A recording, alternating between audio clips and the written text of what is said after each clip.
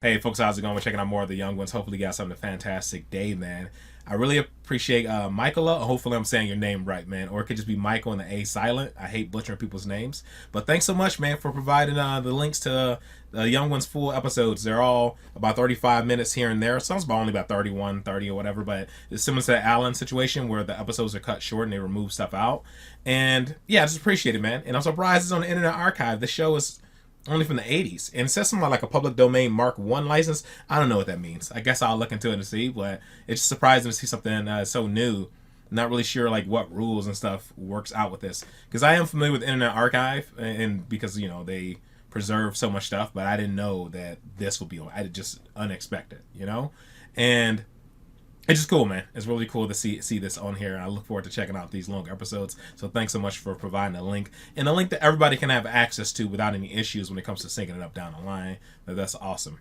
Also, I believe I was talking to Bella in the comment section, and you mentioned that the landlord, the landlord who's supposed to be from Scotland, who pretends to be Russian, and I thought he actually was from Scotland, but he's actually from England, but he just has like a Scouse. You said Scouse like accent, and I just like took it at face value. I really thought he was from Scotland, and I just, like I said, the joke like went over my head. I was like, why pretend to be Russian? Like you're like I didn't. Yeah, you guys like as you guys said, don't overthink the jokes. Just accept it as face value or whatever. So that's kind of like what I did. I didn't really, but yeah, he's just from England, and he's just pretending to be from Scotland, but pretending to be Russian. I don't know. But it is what it is. So it just I'm going with it, man.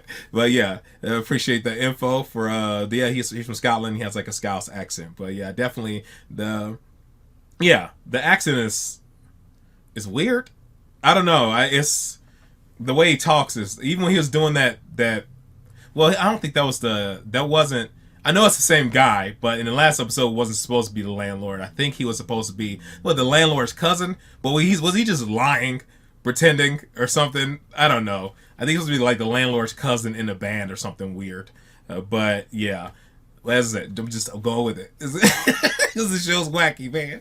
Yeah, I'm loving it though. There was a lot more craziness going on, man. Freaking genies and stuff, and people dying, dragging dead bodies, the whole shebang. And also, what else? Oh, someone else mentioned. I forgot who said it, but this was. They're gonna put a performance in every episode, because if they do that, it could be considered, I think, a stage show or a concert show, and that way you get a larger budget. It's like a loophole or something like that. I'm like, that's smart. That's smart and crazy to get a good budget. Not crazy, but it's a good move. It's a smart move, man. It's good stuff. And then of course there are other comments that just aren't coming to mind right now, man. But all around, I am enjoying it. I am enjoying it, and continue to flood me with more information about stuff, man. I definitely appreciate it. Oh, and the stove thing. That's what it was. It popped in my head now. It was too much gas put inside the stove, and the explosion wasn't supposed to be that big. So I know you guys said the song was cut short. It was supposed to be longer. The song that he was singing about the Doc Martens and stuff like that, it was supposed to be longer. So a few things would have made a bit more sense. Yeah, but all around, dude, I'm enjoying it. So let's just go ahead and jump into this one. I definitely appreciate the links to the full episodes on the Internet Archive, man. And it's awesome. Just surprised to see it on the Internet Archive, for sure, man. So let's just go ahead and jump into it, and we'll talk about it more at the end. Huh? Hey, I'll see you, Jimmy. Well, I got the seventh stage, you rat. Come on now.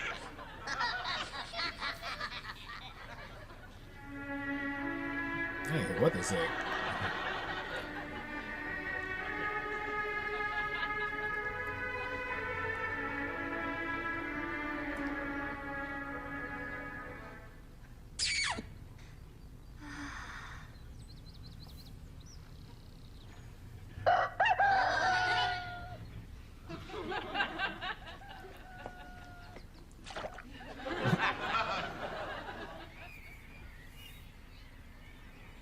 Like Toy Story.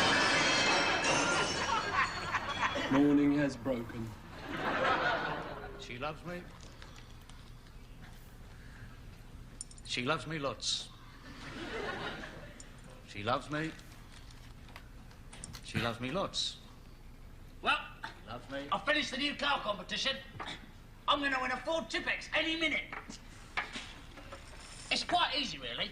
All you got to do is match up 6 pictures of famous noses with 6 pictures of famous bogies. Ugh. Oh, boogers. Thought that'd shock you. Well, it's not true, because then you gotta say in 10 words what cornflakes mean to you. So I put cornflakes, cornflakes, cornflakes, cornflakes, cornflakes, cornflakes, cornflakes, cornflakes, cornflakes.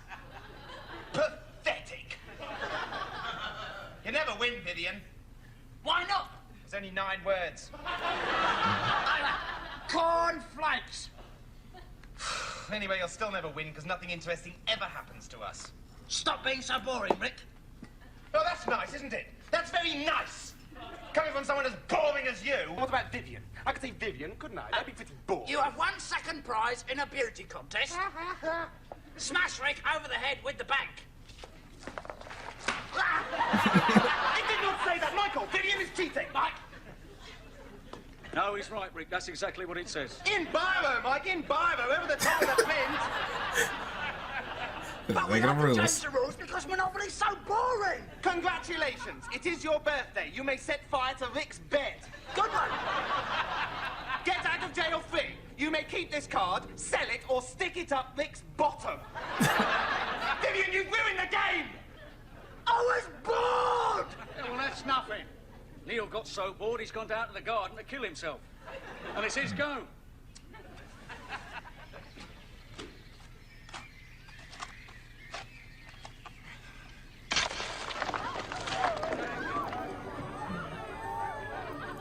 I thought he was gonna like find a box or something. Of course, something cookie. Ever happen and be a real pisser. Ah, the man in the time machine has just returned with the actual video of the birth of Christ. Would you care to... Not now, minion. Also next door, the Rolling Stones are making a new album, while 2 hippopotamus make love underneath the piano. The king is bored shitless with interesting things, Minion. And so am I. What I want is to meet someone who is totally and utterly mind-numbingly boring. But I suppose I never will.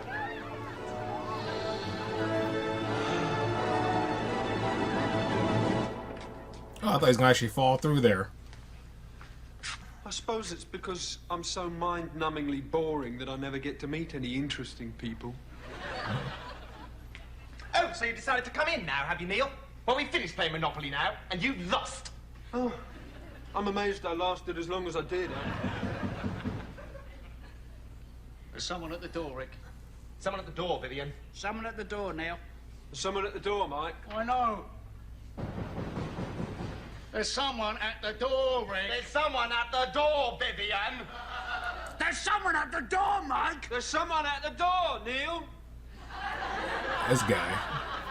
Well, don't look at me. I'm in Paris. You haven't left the house all day. Vivian, you ever heard of cloning? No. Oh, that's good. Would you swear to that? Certainly, if that's what you want. Big jobs. Oh, Hey, guys, great idea. Listen, why don't we, right, decide who's going to answer the door, right? And then that person could, like, go and answer it, right? And then find out who it is and who they want to see, right? And then, like, come back in here and tell whoever it is that there's somebody who wants to see them. Just answer the door, man. The board just got tears. What? Die. So I suppose Deal. I'll just have to go and answer it myself, as usual.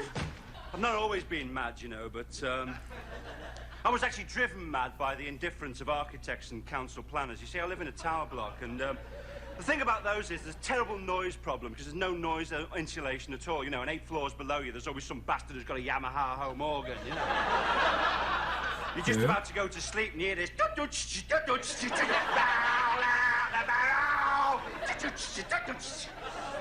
And, like, the people who live upstairs from me, I can't understand what they're doing, you know. I listen, and all I can hear is this weird noise, and it goes vroom, vroom, blam, blam, vroom, vroom, blam, blam. It sounds like 2 elephants on a motorbike riding round and round. while a seal bangs a kipper on the table. I went upstairs to complain, and the door was answered by this elephant in a crash helmet. Standing behind him is this seal going, "What is it now, I don't know, it's just something cracked inside, you know, and I started thinking I was a piece of sponge, yeah, and I just started getting very depressed, and I just got all the way down, you know, all the way, and I just looked. What does the That's note mine. say, Mike? Dear boys, don't let Billy near the goldfish bowl. Your friend and landlord, Jerzy Bolowski.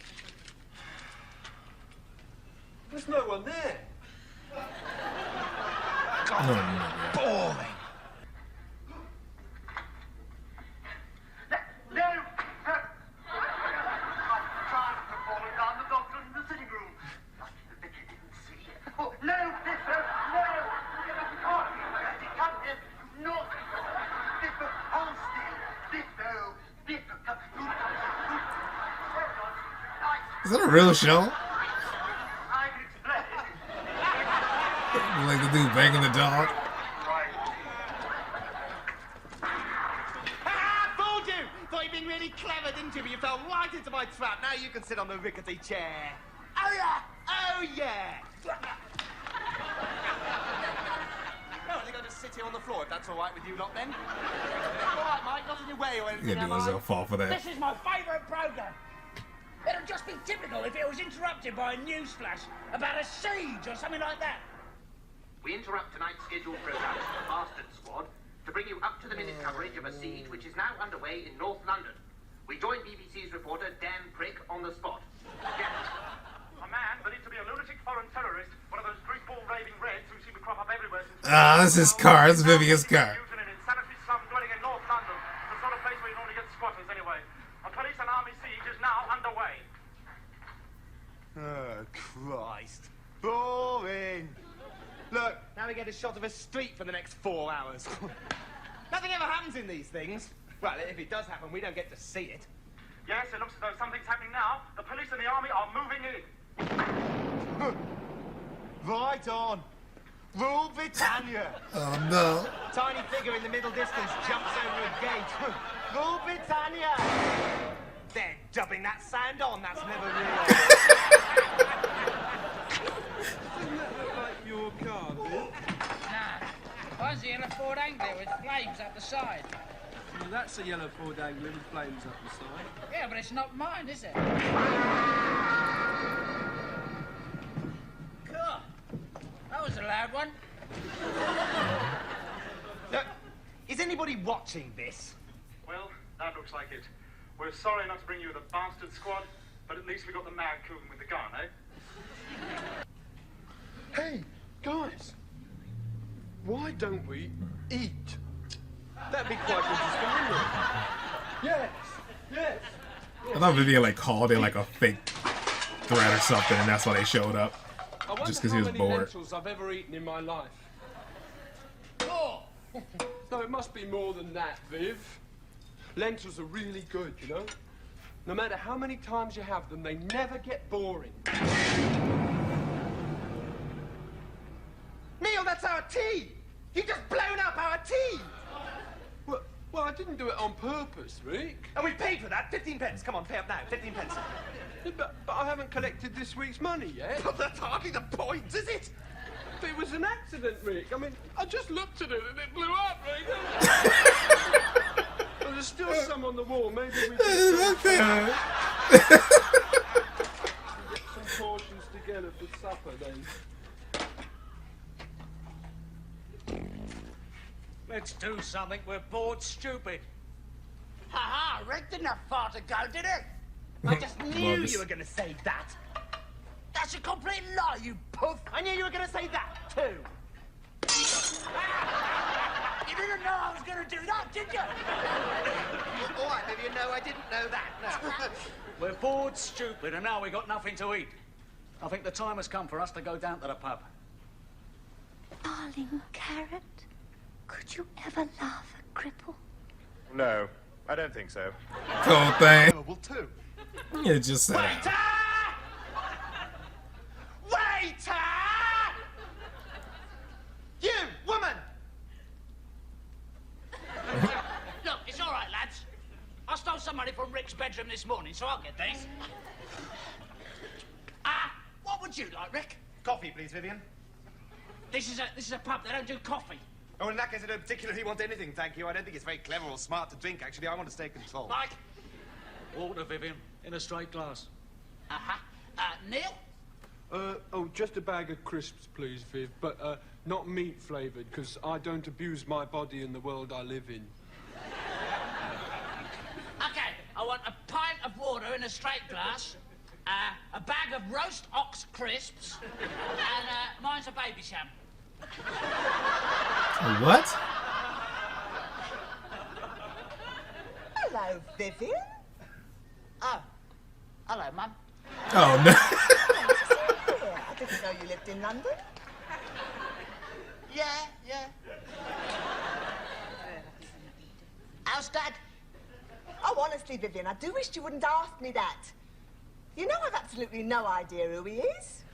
Oh, no. Well, Vivian, you never told us your mother was a bartender. Well, she was a shoplifter when I knew her. She doesn't look strong enough. Hey? Bro, this dude. To lift shots. That'll be £28.50, Vivian. I've only got a fiver. I'll have the ring and the watch. Terrible mom. Well, aren't you going to introduce me to your friends? Hiya. This is a friend of mine called Mike. This is a friend of mine called Neil. Hello. And that's a complete bastard I know called Rick. He's just joshing Mrs. Vivian. We're actually terrific friends. Oh, he is a bastard, isn't he? Tell me, Mrs. Vivian, why did you give him a girl's name? Damn. Now, dear, why don't you come over here and tell me what you've been doing for the last 10 years? Okay, Ma. Not you. Zip-face. Him. Hey, Viv. Hey. She's trying to get some. I knew I should have stayed at home.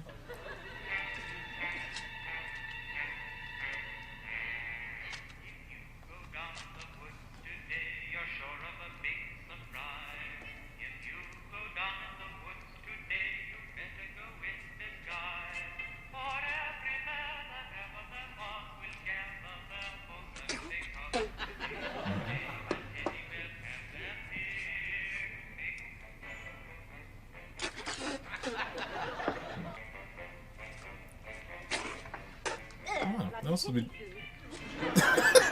Are you coming, Mike? Are you still talking to your Yeah, bag? just right. No. Dale. It's perfectly simple, Neil. It's because you're conservative. Well, I think pubs are bourgeois. Don't you read The Guardian, Neil? What's a fatumch?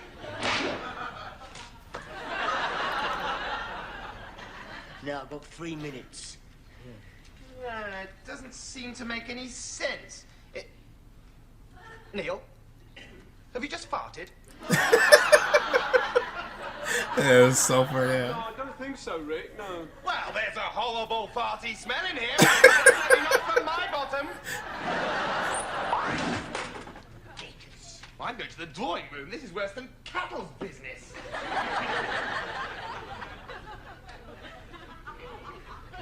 That's better. Knackers. Was it you that farted, Mike? Who can tell, Neil?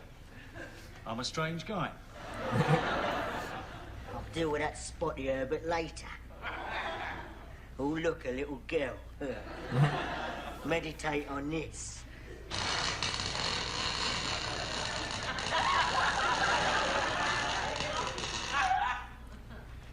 Hey! I just had a great idea. Why don't we go and see a film? Yes, let's go and see a film. Where's the local paper, Mike? It's in the local paper shop, Neil. Where do you think? Right. Hey, Rick. Yes? Oh, snap. I'm just I was going about to- down the local I thought it was gonna freeze up paper again. shop, Like, okay? all right.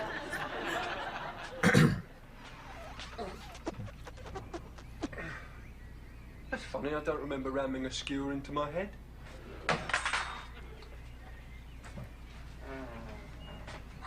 believe it. He don't believe. We're gonna learn something about Neil.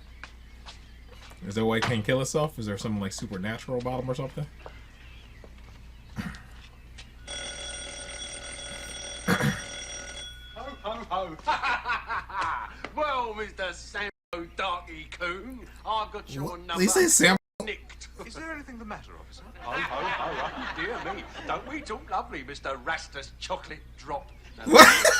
I've done a weekend's training with the SAS. You think he black? Both your arms off and leave no trace of iron. Oh, he wears sunglasses. Starman need never know. What seems to be the That's- trouble, officer? That's white man's electricity all burning, ringing that bell. That's What? I've got your number, so hold out your head. Officer, I White man's electricity. Cornflakes car competition. Oh, the gloves too. Sorry, John. I thought you was in here. Carry on. Guess what, He kid? need his ass beat. You won a new Ford Come ticket. on, man. Come in for Tom. Your time is up. I think you got the wrong house. Oh, damn. Oh, he got his soul. Piece of luck. Oh, cool thing. The racist dude gets a car. What a boring Oh, no. What's the lesson in that? There's the lesson. A local paper shop, but they didn't have a local paper. Well, they obviously don't No. come from this area now. Hey, guys. Tomorrow, Come on. why don't we, as just a suggestion, why don't we try going into college? Oh, Sam Cool. Oh, my God. Now, Neil, Sam Cool. things may be Chocolate bad, but drop. there's no need to panic. No. I'm just going to treat this problem like my mattress and sleep on it. Good night.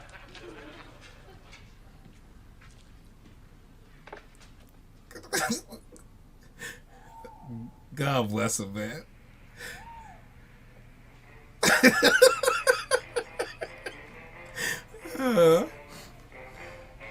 I thought it was just sunglasses. Gobbing in my Yeah, they got the gloves. Yes.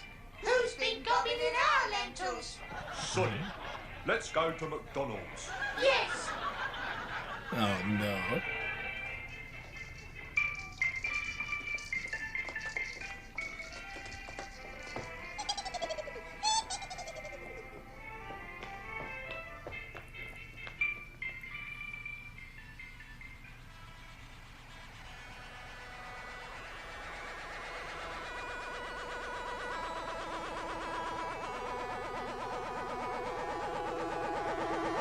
Is Neil an alien? Is that what they're trying to say?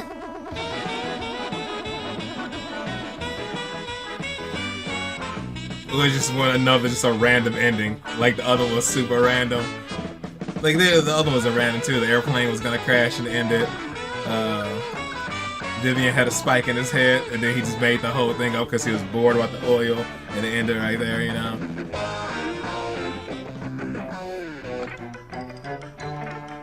Or it ended before that on like a kind of like a abrupt ending, but you know, it's just him walking around with a spike in his head. I want to see us going this alien thing.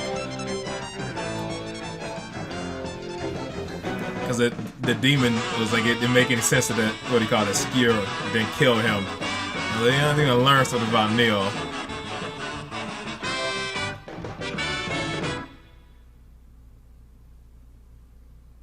Oh, I thought he was going to say something like when Vivian said something at the end of the other one once he got the, you know, then he made the whole thing up.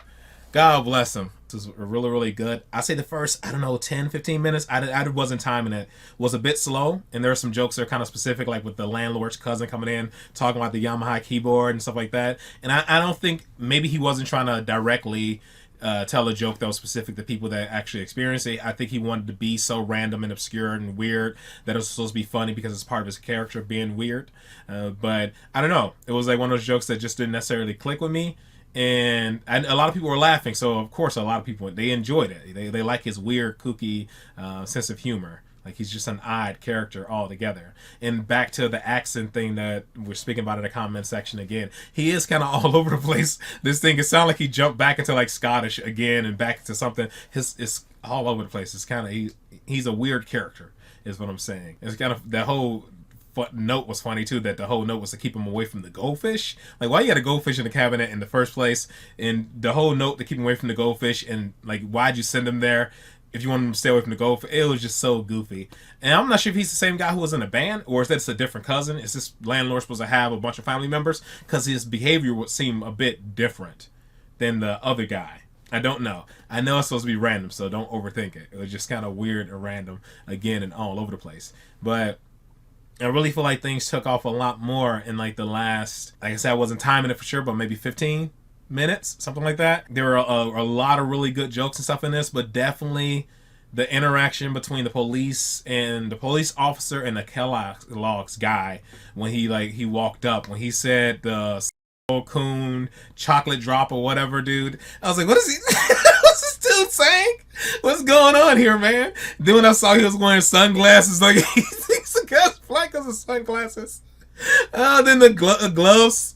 Oh man, he's like, you burning this white man's electricity, you burning through right there, dude. That was such a fantastic joke, and the lead up to the joke was great too, because the two officers having the conversation and him not knowing what the cue was. He said, does it have a tail? Just showing that the police officers have low IQ. Like, they're ignorant. Like, racism comes from ignorance, And then them putting in the paper saying, like, surprisingly low IQ of the police officers, yada, yada, yada.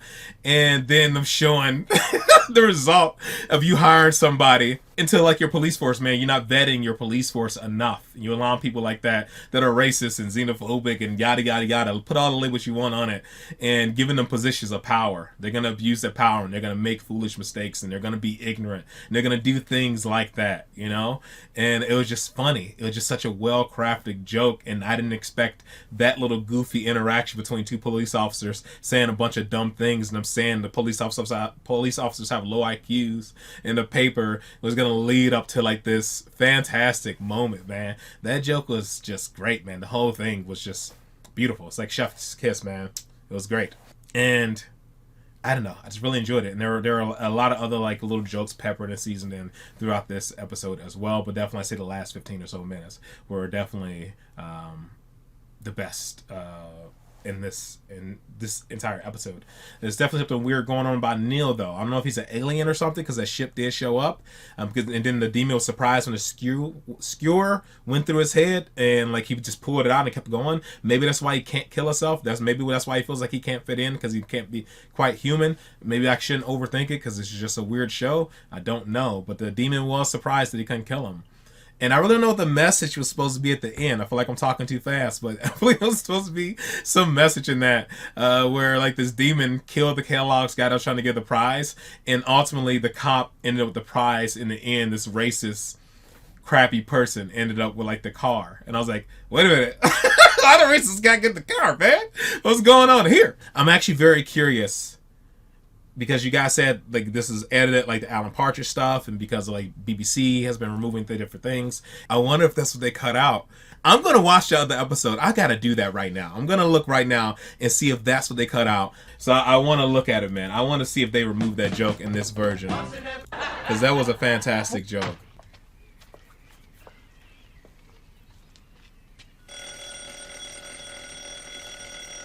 Ho, ho, ho. Is there anything the matter, officer? Now listen here, son. I've done a weekend. They already cut off the first part. I could pull both your arms off the and sunglasses. Leave no trace of violence. Lord Scarman need never know. What seems to be the trouble, officer? That's white man's electricity or burn. That's white man's electricity. Hold out your head. Officer, I represent Kellogg's Cornflakes car competition. Oh, the black gloves and glasses. Oh my Lord.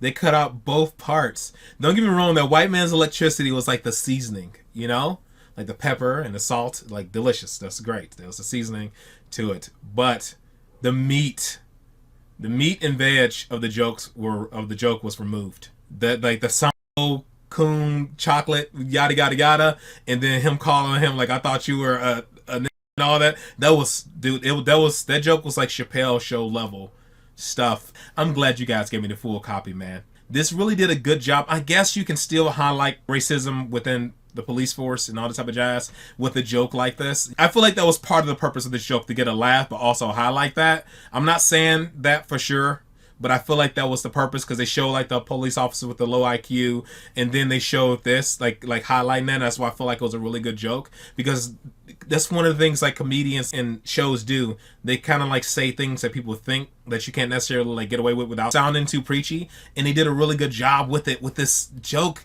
it makes it more palatable, and it kind of showed that the cop was ignorant, that the cop was an ignorant piece of crap for doing so, by highlighting that they had low IQs first. Don't get me wrong, like it still highlighted it, that thing, like as I said, with like Joe's cops being ignorant, that kind of stuff, with like burning the white man's electricity, but the words and everything he used was like extra, because these are definitely words that people like that will use behind closed doors. It's not like it's something they're not saying, and I feel like I said, it was the meat and the veg of the joke, and they took it away, and they just giving you the seasoning, and they butchered the joke, man. Now, if I just saw this episode the way it was, I would have still laughed, and I still would have got the point of the joke.